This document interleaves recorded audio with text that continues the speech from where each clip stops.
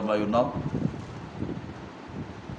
ఎందుకంటే ప్రభువాని మన అల్పులు అయోగ్యులు ఎన్నిక లేని వారు, యోగ్యత మనలో ఏ మంచి మనలో లేకపోయినా దేవుడు తన అపారమైన ప్రేమను కృపను మన ఎడల ఉంచి తన బిడ్డలుగా మనం ఉండాలని, తన సొత్తుగా మనం ఉండాలని, తన రాజ్య వారసులు మనం ఉండాలని కోరి తనను తాను మన కొరకు సెలవులో బలిపశువుగా అర్పించుకున్న వారిగా ఉన్నాం.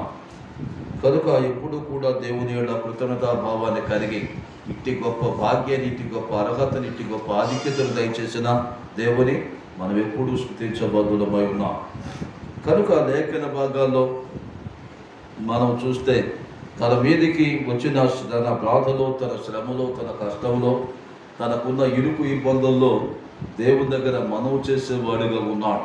మనుష్యుల మీద ఆనుకొని మనుష్యుల మీద ఆధారపడితే వారి వల్ల ఏం ప్రయోజనం ఉండదని ఎరిగిన వాడే చెప్తూ ఉన్నాడు. అక్కడ 11వ చరణంలో అంటాడు, మనుష్యుల సహాయము వ్యర్థము, శత్రులు జయించుటకు మాకు దేవుని వలన మేము శోర కార్యములు జరిగించడము, మా శత్రులు అణగదొక్కు వాడు ఆయనే అంటాడు.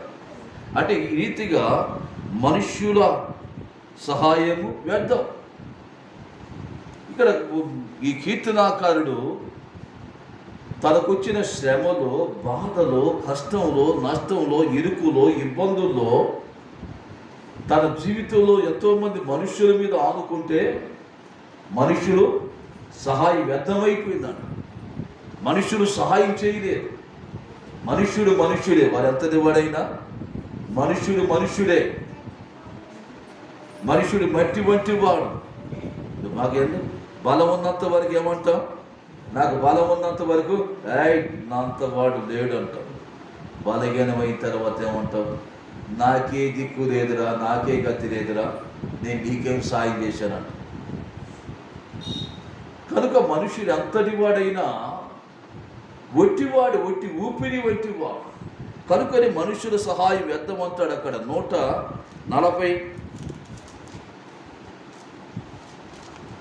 146వ కీర్తన, 146వ కీర్తన చూడండి. 146వ కీర్తనలో అక్కడ ఇంకా బహు స్పష్టంగా తెలియచేస్తారు. అక్కడ దేవుడు 146వ కీర్తన 3వ వచనంలో చూస్తే, ఆ రాజుల చేతనైనను నరుల చేతనైనను రక్షణ కలుగదు. ఇక్కడ అంటాడు రాజుల చేత కానీ. మా వినాడు ప్రముఖులైన వారు ఒక స్థాయిలో ఉన్న వారిని ప్రజలు ఏం చేస్తారు? వెంబడిస్తారు. లేదా ఒక అధికారిని, ఒక గొప్ప హోదాలో ఉన్న వారి కొరకు మనకి ఏదైనా పని కావాలంటే నాయకుల దగ్గర పెడతాం కదా.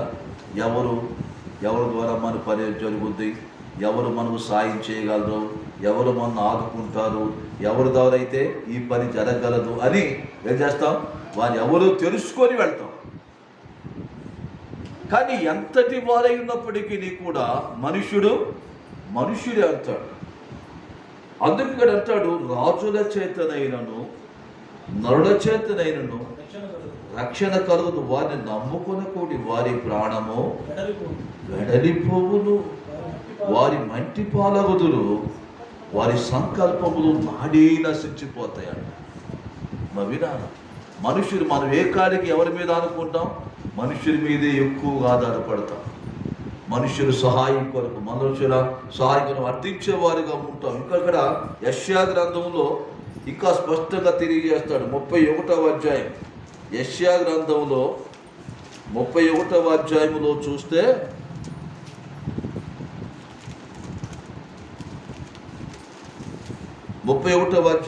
చూస్తే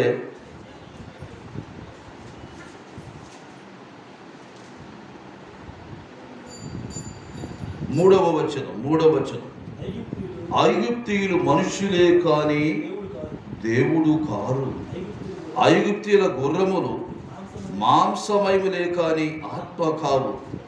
యెహోవా తన చెయ్యి చాపగా సహాయము చేయువాడు జోగిపోవును, పొందువాడు. కనుక మనుషులు వారు ఎందుకంటే అక్కడ ఎందుకు చెప్పారంటే ఇశ్రాయేలు మొదటి వచనం అంటాడు, ఇశ్రాయేలు పరిశుద్ధ దేవుని లక్ష్య పెట్టక యెహోవా యుద్ధ విచారించక సహాయము నిమిత్తం దేవుని లక్ష్య పెట్టలేదంట. ఆయన దగ్గర విచారించకుండా దేవుని దగ్గర ఏమిది, దేవుని దగ్గరికి ఎందుకు వెళ్ళేది, దేవుని లక్ష్య పెట్టక దేవుని దగ్గరికి ఏముందిలే దేవుడే చేస్తాడు అన్నట్లుగా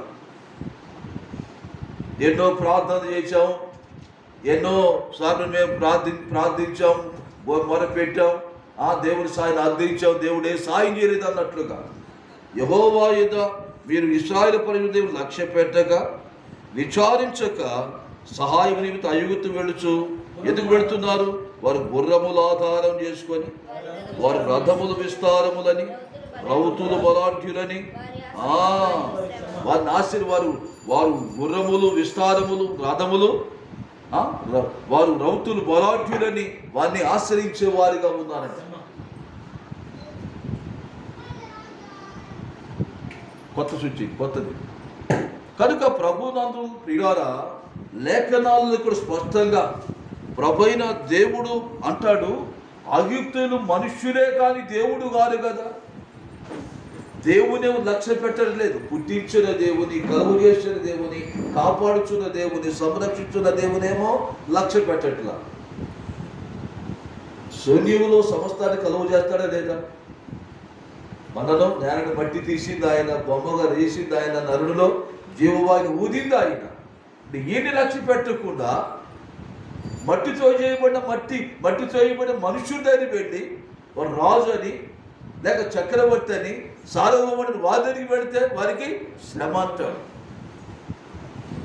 యెహోవా యుద్ధ విచారణ, యెహోవాను లక్ష్య పెట్టక ఆయన దగ్గర విచారణ చేయకుండా ఈనాటి జీవితాల్లో ఎక్కువగా మనుష్యుని మీద ఆధారపడుతూ ఉన్నారు.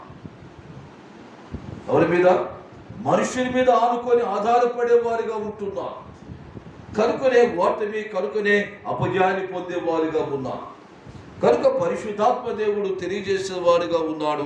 ఐగుప్తీయులు మనుష్యులే కానీ దేవుడు కారు, ఐగుప్తుల గుణములు మాంసమైన కానీ ఆత్మ కావు. యెహోవా తన చెయ్యి చాపగా సహాయం చేయవాడు ఏం చేస్తాడ? జోగిపోతాడు. నువ్వు ఎవరి సహాయం అందించడానికి వెళ్ళావో వారు ఏం చేస్తాడు? అంటే నా దగ్గర రాకుండా, నా దగ్గర విచారించకుండా, నన్ను అర్థించకుండా, నన్ను ప్రార్థించకుండా, నన్ను సేవించకుండా, ఆరాధించకుండా నేను ఇలా చేస్తావా అని దేవుడు ఏం చేస్తాడు? చెయ్యి జాపుతాడంట. సాయి చేయాలనుకున్న వాడి వైపు చెయ్యి జాపుతాడు. ఏమైపోతాడు? వారు జోగిపోతాడు. అయ్యా నేను చేయాలనుకున్నాను కానీ ఇప్పుడు నా పరిస్థితి బాగలేదు. అంతేగా, దేవుడు తన చెయ్యి చాపితే సహాయం చేసేవాడు జోగిపోతాడండి. కనుకనే సహాయం పొందాలనుకున్నవాడు అసలు పడిపోయి, సహాయం చేసేవాడు జోగిపోతే పొందేవాడు నీ మీద ఎన్ని ఆశలు పెట్టుకొని వచ్చేదనయ్యా వాడు జోగిపోతా ఉండి చూసి, అయ్యో నువ్వే ఎత్తులో బాధలో ఉన్నావని ఈడుగొడికి అసలు సహాయకుడు పడిపోతాడు. వినాలి. కనుకనే మనుష్యుల సహాయం వ్యర్థం. మనుష్యుని మీద, అందుకే కీర్తన 118వ కీర్తన అంటాడు, మనుష్యులను ఆశ్రయించుడు కంటే రాజులను ఆశ్రయించుకుంటే యెహోవాను ఆశ్రయించడం మేలు.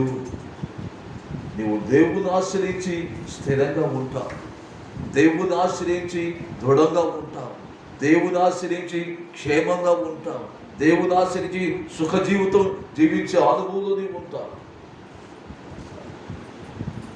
కనుకనే ఇక్కడ తెలియజేత మనుష్యుల సహాయం వ్యర్థం. మనం చదివిన ఆ కీర్తనలో 6:11 మనుష్యుల సహాయం వ్యర్థము, శత్రువులను జయించడానికి మాకు అయ్యా.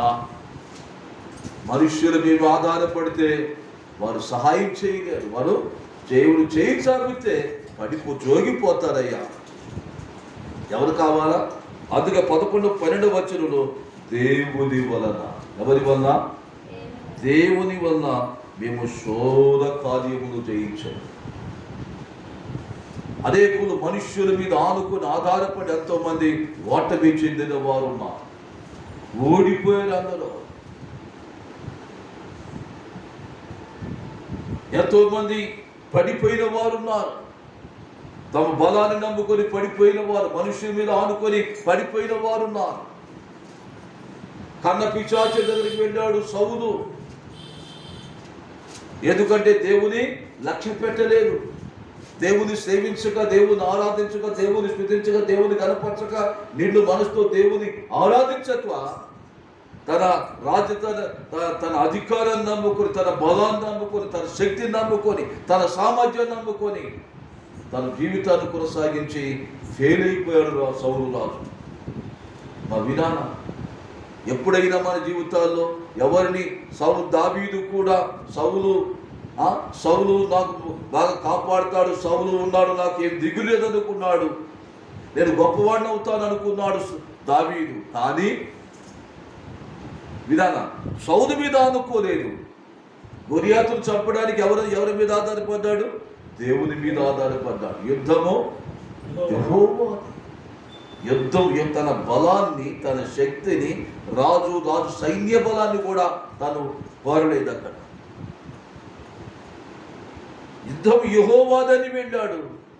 దేవుని పక్షంగా యుద్ధం చేశాడు. దేవుడు ఆ ఫిలిష్తీయుని అప్పగించాడు. దేవుని వల్ల మేము శూర కార్యములు జరిగించేదాం. మా వీరా, దేవుని నమ్ముకొని నీవు జీవించువానిగా ఉంటే గొప్ప కార్యాలు, తమ దేవుని ఎరుగు వారు బలము కలిగి గొప్ప కార్యములు చేయుదురు. చప్పట్లు కొట్టి దేవుని మైపోయిన తమ దేవుని ఎరుగు వారు, దేవుని శక్తిని ఎరిగినవా, దేవుని బలం ఎరిగినవా, దేవుని సామర్థ్యం ఎరిగినవా, దేవుడు ఎటువంటి కార్యాలు చేస్తూ ఎరిగిన వారు, తమ దేవుని ఎరిగిన వారు బలము కలిగి, ఏ కార్యాలు వారు బలము కలిగి ఉంటే దేవుని ఎరిగి దేవుని బలాన్ని వారు కలిగిన వారిగా ఉంటారు. వాళ్ళకి ఎందుగా వారు ఉండదు. నెబుకద్నెజరు 60 మూరల ఎత్తు 6 మూరల వెడల్పు గల విగ్రహాన్ని చేసి మొక్కమని తెలియజేస్తే దానిలో శద్రకు, మేషకు, అబేద్నెగోను వారు మొక్కలేని వారు. మా వినాలి, ముగ్గురు దేవుని నమ్మి అంగీకరించి దేవుని ఆశ్రయించి జీవించుచున్న వారు ఆ విగ్రహాన్ని మొక్కమంటే వారు మొక్కలేదు. వారు రాజుకేమొచ్చింది? రాజుకు తెలిసింది ఆ మాట. రాజుకేమొచ్చింది? కోపం వచ్చేసింది. పిలిపించండి, వారు పిలిపించండి. వారు వచ్చారు. నా మాట, నా శాసనం లెక్కలేదా? ఇదిగో మరోసారి నీకు ఛాన్స్ ఇస్తా ఉన్నా, మరోసారి నీకు ఛాన్స్ ఇస్తా ఉన్నా. ఇదిగో నేను నిలబెట్టించిన దానికి ఈ వాయిద్యాలన్నీ వాయిస్తూ ఉంటారు, మీరు మొక్కాలి, మొక్కకపోతే అగ్నిగుండంలో వేస్తానన్నాడు. వారు అంటారు, వారేమన్నారు? రాజా అని కూడా నెబుకద్నెజరు అని పిలుస్తారు. వారు అమ్మ వినాలి, ఏమని? రాజా అని కూడా పిలవరు. ఎవరు పిలుస్తారు? నెబుకద్నెజరు, ఇందును కూర్చి నీకు ప్రత్యుత్తరం ఇవ్వన్న చింత మాకు లేదు. ఏమి లేదట. ఎదురుకు వచ్చి నీవు అగ్నిలో వేస్తావు, దీన్ని మొక్కాలి, అగ్నిని వేయి మొక్కపోతే అగ్నిలో వేస్తావని ఏది చెత్తే లేదు మాకు. ఇందును కూర్చి భయపడాల్సిన పని లేదు. ఇందును కూర్చి చింత లేదు. ఇందును కూర్చి అగ్నిని కూర్చి ఆ అగ్నిలో పడతామనే చింత లేదు మాకు చింత. మా దేవుడు ఎవరు? మేము సేవించుచున్న దేవుడు, మేము ఆరాధించుచున్న దేవుడు, మేము వెంబడించుచున్న దేవుడు మా తోడై ఉంటాడు. ఆయన మండుచున్న ఈ వేడిమి, మండుచున్న అగ్నిగుండం నుండి రక్షించ సమర్థుడు. రైతుల చప్పట్లు కూడా రక్షించ సమర్థుడు. ఎవరనుకు మేము సేవించేవారు? ఎవరనుకున్నారు? తమ దేవుని ఎరిగిన రక్షిస్తాడని వారు ఎరిగారు, విమోచిస్తాడని ఎరిగారు. వారు అగ్ని బలం చల్లార్చుతాడని వారు ఎరిగిన వారు, అగ్ని బలను విడిపిస్తాడని వారు ఎరిగిన వారు. బలంగా చెప్తూ ఉంది. నెబుకద్నెజరు రాజుని ఎవరైనా అసలు మామూలుగానే ఎవరో పెద్ద మీరు పేరు పెట్టి పిలిస్తే ఎవరైనా ఏందా మాట అంటారు. కానీ ఈ శద్రకు, మేషకు, అబేద్నెగో నెబుకద్నెజరు ఇందును గురించి నీకు ప్రత్యుత్తరం చింత మాకు లేదు. మా దేవుడు, మేము సేవించుచున్నవాడు, మేము ఆరాధించుచున్నవాడు మండుచున్న వేడిని గల అగ్నిగుండం నుండి రక్షించ సమర్థుడు. ఒకవేళ రక్షించకపోయినా ప్రభునందు ప్రియులారా, ఆ రీతిగా ఎప్పుడైతే అలా మాట్లాడిన రాజు ముఖం అంటే ఏమైపోయింది? వికారం అయిపోయింది. అంతే కదా, రాజుతో మాట్లాడుతున్నప్పుడు రాజుతో వారు మాట్లాడుతున్న మాటలు చూస్తూ ఉంటే ఎలా ఉన్నాయి అంటే రాజుకు కత్తితో పొడిచినట్లుగా ఉన్నాయి ఆ మాటలు. బాధ కలిగించేవిగా ఉన్నాయి, అవమానాన్ని కలిగించేవిగా ఉన్నాయి. అయినప్పటికీ నీ ప్రియులారా, దాని అగ్ని గుండా 7 అంతలు చేశారంట. ఎన్నంతలు? మండుతున్న అగ్ని ఎంత? 7 అంతలు మంట పెట్టి ఏమి వెయ్యిక కాలాల. ఇది దాని ఉద్దేశం. ప్రభునందు ప్రియులారా, బలమైన ఇప్పుడైతే క్రెయిన్లో పోయిన అప్పుడు మనుషులు విసిరేయాలి, అంతేగా. అప్పుడు ఎవరు విసిరేయడానికి? బలమైన వారిని ఏర్పాటు చేశారు. విసిరేయడం రాగిలో ఉన్నాడు. బలమైన విసిరేయడానికి వచ్చిన బలసూరులు వచ్చి విసిరేయడానికి వచ్చారు. విసిరేసిన వారు కాలేరు, వారు కాలిపోయారు. విసిరివేసిన వారు కాలిపోయారు. కానీ వారు అగ్నిలో 3 తిరుగుతూ ఉన్నారు. 3వ వ్యక్తి, 3తో 4వ వ్యక్తి తిరుగుతున్నాడు. చప్పటి కూడా దేవుడు మనకు. దేవుని కొరకు నమ్మకంగా నిలవాలి. మనం దేవుని కొరకు నిలిచేవారుగా ఉన్నారు కనుకనే పరిశుద్ధాత్మ దేవుడు మా వినాలి. దేవుని సేవించేవారు ఎలా ఉన్నారంటే దర్శకు మేషుగా విధులు వారు మరణం వారు అగ్నిలో పడవేయవలసి వచ్చిన తను దేవుని సేవించడం మానని వారు, దేవుని కొరకు నిలిచిన వారు, ప్రాణ త్యాగానికైనా నిలవబడిన అనుభవం మా వినాలి. కనుకనే ఎవరు? 3 వేయబడితే 3తో ఎవరు తిరుగుతున్నాడు? దేవుడే తిరుగుతూ ఉన్నాడు. ఎంత గొప్ప భాగ్యం! తమ దేవుని ఎరుగుటమే కాదు, దేవుని కలిగి జీవించేవాడు, దేవుని తోడు కలిగి ఉన్నవాడు, దేవుని భద్రతలో ఉన్నవాడు, అట్టి వారుగా మనం ఉండాలని దేవుడు కోరి మనకు ఈ పదం ఏర్పాటు చేశాడు. దేవుడు అట్టి స్థితి మనకి ఇవ్వటానికి ఎందుకు వ్రాయించాడు బైబిల్లో వారి చరిత్ర అంటే మనం కూడా దేవుని కొరకు అటువంటి మరణకరమైన పరిస్థితులు మన జీవితంలో మన ముందు ఏర్పడినా కూడా ఏముండాలా?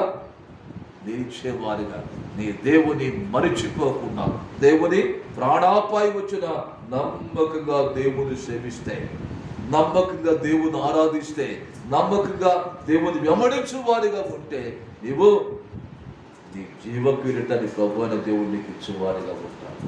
కనుకనే మనుష్యుల మీద మనం ఏం చేస్తూ ఉంటామంటే మనుష్యులు చట్టం ఏర్పాటు చేస్తాడు. ఏం చేస్తాడు? మనుష్యులు రాజే, చట్టాన్ని ఏర్పాటు చేసిన వాడు రాజే. చట్టాన్ని అరే నీ చట్టం ఉట్టిదిరని దేవుడు, నీ చట్టం నీ రాజులకు నీ పెద్దలకు దేవుని ముందు ఉట్టిది అని వారు రుజువు చేశారు. రైట్ అలా. కనుక మొదటిది మనుష్యులను ఆశ్రయించే వారిగా ఉండాలి. మనుష్యులు ఈనాడు అనేకులు మనుష్యులు ఎక్కువగా ఆశ్రయిస్తూ ఉన్నాం. దేవుని కంటే మనుష్యునికి ఎక్కువ విధించే వారిగా ఉన్నాం. దేవుని కంటే మనుష్యునికి ఎక్కువ విధించి వారిని వెంబడించే స్థితి మనం చూస్తూ ఉంటాం. దైవికమైన స్థితిలో కూడా, ఆత్మీయ స్థితిలో కూడా మనుష్యుడికే ఎక్కువ విధించే అనుభవం మనం చూస్తాం. ప్రభునందు ప్రియులారా, నీవు ఎక్కడున్నా నీ దేవుని కలిగి, నీ దేవుని శక్తిని నీవు కనుపరిచే అనుభవం నీ జీవితంలో ఉందా? దేవుని కొరకు నమ్మకంగా యథార్థంగా జీవించు వారిగా ఉంటే దేవుడు వినాలి, ఎవరు? దేవుడు విడిచిపెట్టడా. మనుష్యుల సహాయం వ్యర్థం. దేవుని వలన ఏం చేస్తారు? శూర కార్యము. కనుకనే ఇప్పుడు ఆరాధించడానికి చేరువారుగా ఉన్నాం. ఏ కార్యాలు? తమ దేవుని ఎరుగున వారు బలము కలిగి గొప్ప కార్యాలు చేస్తారు. దావీదు భక్తులు ఎన్నో దేవుని వల్ల ఏం చేస్తారు? శూర కార్యం, అనేకమైన గొప్ప కార్యాలు చేశారు. రాజైన సౌలు తరుగుతూ ఉన్నా దావీదుకు దేవుడు తోడై ఉన్నట్లుగా చూస్తాం. తరుగుతున్న వాడిని దేవుడు తమ చేతికి చిక్కించేవాడిగా ఉంటాడు. కనుక ఈ మధ్యాహ్న సమయంలో దేవుని సన్నిధి చేరిన మనం దేవుని వలన దేవుని మీద ఆనుకుందాం. ఎవరి మీద? దేవుని మీద ఆనుకొని ఆధారపడి దేవుని శక్తితో, దేవుని బలంతో నింపబడి ముందుకు వెళ్ళే అనుభవం మన జీవితంలో కలిగి ఉండాలి. ఎక్కడ కూడా మనం పడిపోకుండా, జారిపోకుండా, తప్పిపోకుండా మనం నిలిచి ముందుకు వెళ్ళే అనుభవంలో ఉండాలి. మన పితరులందరూ కూడా శూర కార్యాలు వారు జరిగించారు, దేవుని వల్ల నడిపించబడ్డారు. ఐగుప్తు దాసులు విడిపించబడడానికి కారణం దేవుడే. సముద్రం పాయలుగా చీల్చబడడానికి కారణం దేవుడే. పరలోకం మన్నా కురిపించబడడానికి కారణం దేవుడే. కనుక దేవుని వల్ల వారు కార్యాలు జరిగించారు. చూస్తే గొప్ప అద్భుతాలు దేవుడు మన జీవితంలో చేస్తాడు. కనుకనే మాటలు వింటున్నా ప్రియమైన వాళ్ళారా, మరి ప్రభు అయిన దేవుని మనం ఆరాధించడానికి మనం చేయని వారిగా ఉన్నాం. మనం ఎలా ఉన్నాం? మనుషుల మీద ఆనుకుంటున్నామా? మనుషులు సంతోషపెడుతున్నామా? దేవుని సంతోషపెట్టు వారిగా ఉన్నామా? మనుషులు సంతోషపెట్టలేదు, వారు దేవుని సంతోషపెట్టారు. తమ ప్రాణాలు అర్పించడానికి అది వెనుతీరేది కనుక దేవుడు వారితో ఉండి వారిని ఎలా కాపాడాడో మా వినాలి. దేవుని కొరకు నీవు నేను నమ్మకం యథార్థంగా జీవించు వారిగా ఉంటే ఈ లోకాన్ని విడిచి పరలోకం చేర్చబడే వరకు, ఈ లోకంలో ఉన్నంతకాలం దేవుడు నీతో ఉండి నిన్ను నడిపించువాడిగా ఉంటాడు. ఇటువంటి శ్రమలో, బాధలో, కష్టాల్లో, నష్టాల్లో కూడా జై జీవితం ఇచ్చి నడిపించేవాడిగా ఉంటాడు. ఆ నిత్యత్వంలో ప్రభు మనం చేర్చేవాడిగా ఉంటాడు. కనుకనే మన స్థితి ఎలా ఉన్నది ఒకసారి మనం యోచన చేయవలసిన వారమై ఉన్నాం. శత్రువు అపవాదిని జయించే శక్తి ప్రభు అయిన దేవుడు మన జీవితంలో మనకి ఇచ్చేవాడిగా ఉంటాడు. కనుక మనం ఎలా ఉన్నాం ఒకసారి మనం యోచన చేయవలసిన వారమై ఉన్నాం. కనుకనే ప్రభువునందు ప్రియమైన వాళ్ళారా, ఇర్మియా గ్రంథం చూడండి. ఈ మాట చదివి నేను ముగిస్తా. ఇర్మియా గ్రంథం 17వ అధ్యాయం. ఇర్మియా గ్రంథం 17వ అధ్యాయం 5వ వచనం.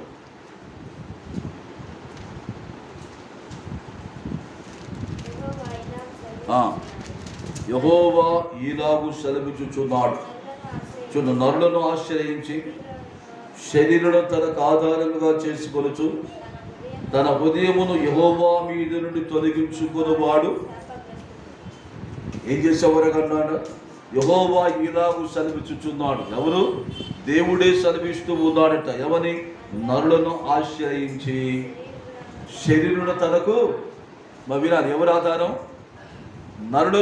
నరులను ఆశ్రయించి శరీరును తమకు ఆధారముగా చేసుకొనుచు తన హృదయమును యెహోవా మీద తొలగించుకున్నవాడు శాపగ్రస్తుడు. వాడు ఎడారిలోని అరుహ వృక్షము వలె ఉండును. మేలు వచ్చినప్పుడు అది వానికి కనబడదు. వాడు అడవిలో కాని నేల యందును నిర్జనమైన చవిటి భూమి యందును నివసించును. తన నరులను ఆశ్రయించి శరీరాలను తనకు ఆధారంగా చేసుకునేవాడంట. ఎవరిని ఆశ్రయిస్తారు వారు? సహాయకులకు నరులను ఆశ్రయించి శరీరాలను తమకు ఆధారంగా చేసుకొని ఏం చేస్తారు? తన హృదయమును యెహోవా మీద తొలగించుకునేవా. ఎవరి మీద? వారి హృదయము దేవుని మీద ఆనుకోవలసిన హృదయం, దేవుని మీద ఆనుకోవలసిన వారు, ఆధారపడవలసిన వారు. ఇప్పుడు ఏం చేశారు? హృదయం యెహోవా మీద తన హృదయం తొలగించుకున్నారంట. నరుల మీద వారి హృదయం మండింది, శరీరుల మీద తమ హృదయం మండింది, లోకస్తుల మీద తమ హృదయం మండినట్లుగా చూస్తాం. ఇక్కడ ఎంత భయంకరమైన పరిస్థితి! యెహోవా మీద నుండి తొలగించుకొని తన హృదయం తన హృదయం దేవుని మీద ఆనుకొని వారి హృదయంలో ప్రభువును కలిగి జీవించవలసిన వారు. హృదయం లేదా మనుషుల మీద వారి దగ్గరికి వెళ్దాం, వారు కాపాడుతారు. వీరి దగ్గరికి వెళ్దాం, వీరు కాపాడుతారు. వీరి దగ్గర వెళ్దాం, వీళ్ళు మనల్ని ఆదరిస్తారు. ఇటువంటి ఆలోచన కలిగి ఉండడం. వారు ఎలా ఉంటారంటే, వారి హృదయం తొలగించుకున్నవాడు శాపగ్రస్తుడు అంటాడు. వాడు ఎడారిలోని అరుహ వృక్షము వలె ఉంటాడంట. ఎడారిలో ఇలా చూడండి, ఎడారిలో వృక్షాలు ఉంటాయా? ఇసుక ఎడారిలో వృక్షాలు ఉండవు. ఏముంటుంది? అంత ఇసుకే. ఎంత దూరం పోయినా ప్రయాణం. అందుకే ఒంటెల మీద ప్రయాణం చేస్తారు. ఒంటెలకు ఎందుకంటే ఒంటెలకు 12 అరలు ఉంటాయి అంటే నీళ్ళ తిత్తులు ఏముంటాయి? నీళ్ళ తిత్తులు ఉంటే 12. ఇంతకుముందు ఎడారిలో ప్రయాణం చేసేవారు దప్పికైతే నీళ్లు లేకపోతే ఒంటిని జరుపుకుంటే దాదాపు 5-6 బిందెలు నీళ్లు వస్తాయి అంట. ఏమొస్తాయి? బిందెలు నీళ్ళే వస్తాయి. దాంట్లో చంపుకొని నీళ్లు తాగి దప్పిక తీర్చుకునేవారు. అటువంటి ఆ స్థలాల్లో నీరే లేకపోతే వృక్షాలు ఉంటాయా? ఎక్కడో అక్కడక్కడ ఒక చిన్న చిన్న వృక్షం కనపడుతుంది. ఎటువంటి చిన్న వృక్షం. ఆ చిన్న వృక్షం ఇక్కడ చూస్తే ఇక్కడ అంటాడు, వాడు ఎడారిలోని అరుహ వృక్షం వలె ఉండును, మేలు వచ్చినప్పుడు అది వారికి కనబడదంట. అది మేలు కొరకు దాన్ని వెతికితే అది కనబడదంట. అట్లా ఉంటారంట ఎవరు? నరుడును ఆశ్రయించి శరీరును ఆశ్రయించే వారికి. అంటే లోకాన్ని, నరులను, శరీరును తమకు ఆధారంగా చేసుకుని జీవించేవారు అరుహ వృక్షం. ఎవరు సహాయపడినటువంటి స్థితిలో వారు ఉంటారని. కానీ అక్కడ అంటాడు చూడండి, ఆ తర్వాత అది కనబడదు. వాడు అడవిలో కాలిన నేల యందును నిర్జనమైన చవిటి భూమి యందును నివసించు. అడవిలో కాలిన నేల. మా వినాను, కాలిన నేల అంటే బాగా ఎండాకాలం వచ్చింది అనుకోండి, 50 డిగ్రీలు 70 డిగ్రీలు సెంటీగ్రేడ్ వస్తే ఏదైనా మొక్క మరుస్తుందా? విధానం కాలిపోయిన నేల. నరులను ఆశ్రయించేవాడు కాలిన నేలలో ఉంటాడట. శరీరాన్ని ఆశ్రయించేవాడు కాలిన నేల యందును నిర్జనమైన చవిటి భూమి. అంత నిర్జనం, ఏముండదు అక్కడ, ఏమి పండదు. కానీ అక్కడ చూడండి, అక్కడ తెలియజేస్తాడు 7వ వచనం, యెహోవాను నమ్ముకొనువాడు ధన్యుడు, యెహోవా వానికి ఆశ్రయముగా ఉండును, వాడు జలముల యొద్ద నాటబడిన చెట్టు వలె ఉండును, అది కాలువల వాడను, దాని వేళ్ళు తన్నును. ప్రైదలా యెహోవా నమ్ముకుని వాడంట ధన్యుడు. దేవుడు ఏం చేస్తాడు? యెహోవా వానికి ఆశ్రయంగా ఉంటాడు. ఎలా ఉంటాడు? దేవుడు వారికి ఆశ్రయంగా, దేవుడు వారికి తోటగా, దేవుడు వారికి కొండగా, దేవుడు వారికి అండగా ఉంటాడట. కనుక ఇంకా చూస్తే అక్కడ వాడు ఎలా ఉంటాడు? వాడు జలముల యొద్ద నాటబడిన చెట్టు. ఎక్కడ? జలముల యొద్ద నాటబడిన చెట్టు వలె. విధాన ఎక్కడ? జలము దగ్గర నాటబడిన చెట్టు ఎట్లుంటుంది? ఎప్పుడు పచ్చదనమే. వాడు జలముల యొద్ద నాటబడిన చెట్టు. విధాన దేవుని నమ్ముకొని జీవించేవాడు ఎలా ఉంటాడో జలముల యొద్ద నాటబడిన చెట్టు వలె. ప్రభువులో నాటబడిన అనుభవం ఇదే. జీవ జలాన్ని అనుభవిస్తూ ప్రభువులో మనం ఎదిగేవాడుగా ఉండాలి. అందుకే ప్రభు అంటాడు, జీవ జలపు ఓటైనా నన్ను మరచి ఉన్నారు అంటాడు యేసయ్య. మా వినాల దేవుని చవిటి నీవు మనుషుల మీద ఆనుకొని, మనుషుల మీద నువ్వు ఆధారపడి నీ ఉదయం అంతా దేవుని మీద తొలగించుకుంటే ఎడారిలో అరుహ వృక్షం ఎటువంటిదో నీ స్థితి ఆ రీతిగానే ఉంటుంది. అది నీకు నీడనివ్వదు, అది నీకు మేలు కలుగు చేయదు. శ్రమ వచ్చినప్పుడు, బాధ వచ్చినప్పుడు నిన్ను ఆదరించలేదు. కానీ యెహోవా నమ్ముకున్న వాడు ధన్యుడు. యెహోవా వారికి ఆశ్చర్యంగా ఉంటాయి. ఎప్పుడు కూడా దేవుని యెహోవాను వారు, నా దేవుని ఆశ్రయించి వారు స్థిరంగా ఎప్పుడు ఉండేటట్లు దేవుడు చేస్తాడు.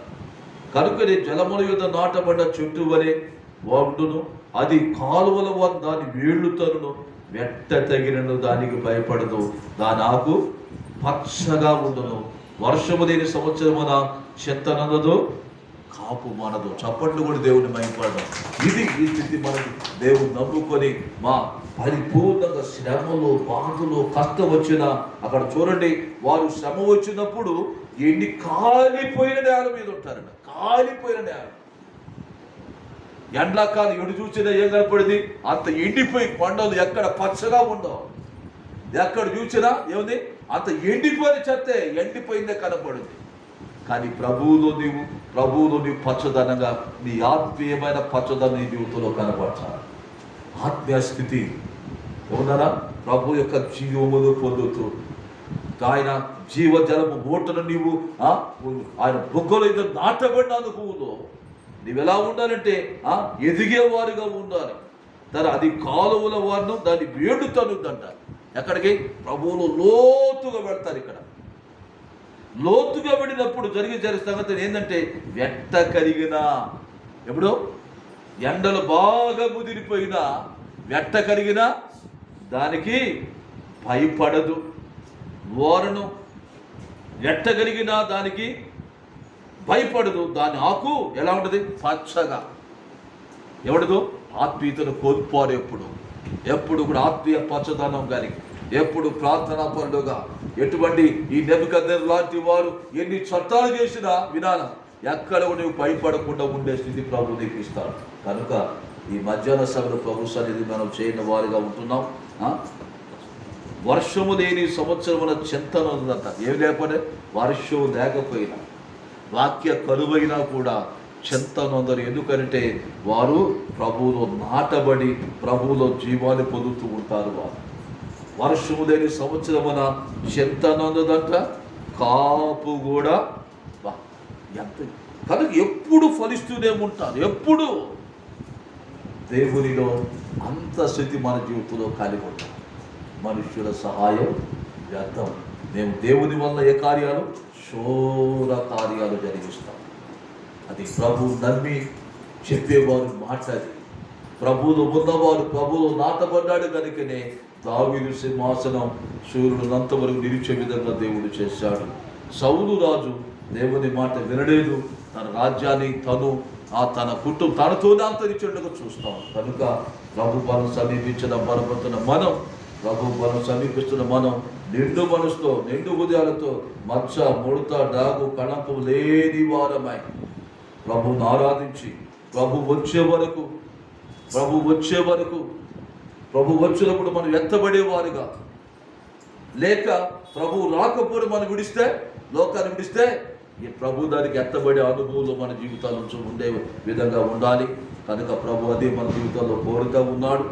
కనుక పరిశుద్ధాత్మ దేవుడు మన జీవితంలో ఎప్పుడు కూడా ఓటమి, మనుషులను లోకాన్ని ఆశ్రయించి, శరీరాశను ఆశ్రయించి పడిపోయే స్థితి కాకుండా ప్రభువును ఆశ్రయించి ప్రభువులో నాటబడిన అనుభవం ప్రభువులో ఎదుగుతూ ఫలిస్తూ నిత్య రాజ్యాన్ని చేరు వరకు మన హృదయాలు, మన మనస్సు, మన ప్రవర్తన సిద్ధపరచుకోవాలని ప్రభునామములో కోరుతూ మాటలు ముగిస్తూ ఉన్నాం. దేవుడి మాటలు దీవించుగాక. అందరు లేచి నిలువబడదాం. ప్రభు అయిన దేవుని స్తుతిద్దాం. రెండు చేతులు పైకెత్తి దేవుని స్తుతిద్దాం. దేవా మీకు స్తోత్రమయా. రెండు చేతులు పైకెత్తుదాం. స్తోత్రం. స్తుతించు, నోరు తెరిచి స్తుతించు. ప్రతి ఒక్కరు నోరు తెరవండి. స్తోత్రం. రక్షకుడా స్తోత్రం, విమోచకుడా స్తోత్రము. ఓ తండ్రి, నాన్న మాతో ఉన్నవాడా స్తోత్రం, మాలో ఉన్నవాడా స్తోత్రములు. మమ్మ బ్రతికించుచున్న వాడా స్తోత్రం, రక్షించిన వాడా, విమోచించిన వాడా నీకు స్తోత్రం అని దేవుని స్తుతిద్దాం. దేవుని కనపరుద్దాం. మనుష్యులను ఆశ్రయించే వారు వ్యర్థమని వారు అడవిలో కారణ్యాల్లో నివసించే స్థితి వారిది. కానీ ప్రభువును ఆశ్రయించే వారు ఎక్కడ జలముల యొద్ద నాటబడిన వారై వారు వారి వేళ్ళు లోతుగతోనని రాయబడింది. వర్షము లేని సంవత్సరం కాపు మానదు, చింతనొందదు, భయపడదు. మన స్థితి అట్టి స్థితిలో ఉంచడానికి ప్రభు తాను మన కొరకు శిలువలో బలిపశువుగా అర్పించుకున్నాడు. పరలోకాన్ని విడిచాడు ప్రభు, మహిమని విడిచాడు ప్రభు, లోక సింహాసనాన్ని విడిచాడు. ఆయన మన యొద్దకు మన రూపం దాల్చి వచ్చాడు. మన స్థానంలో ప్రభు నిలిచాడు. ఎండిపోయి కాలిపోయిన భూమిలో మనం ఆ జీవము లేని వారమైంటున్న మనకు నిత్య జీవాన్ని ఇవ్వటానికి జీవాధిపతి అయిన ప్రభు తన ప్రాణాన్ని శిలువలో దారపసి తన జీవాన్ని మనకిచ్చి మన నిర్జీవ స్థితిని తాను పొంది మనకిచ్చిన విడుదల ఇచ్చిన ప్రభువును మనం స్తుతిద్దాం. దేవా స్తోత్రం. నోరు తెరు, స్తుతించు. హల్లెలూయా. స్తోత్రం. నోరు తెరిచి స్తుతించు. స్తోత్రం. ప్రేమించేదల్ అధికముగా ఆరాధితో ఆసక్తితో ప్రేమించేదల్ అధికముగా ఆరాధితో ఆసక్తితో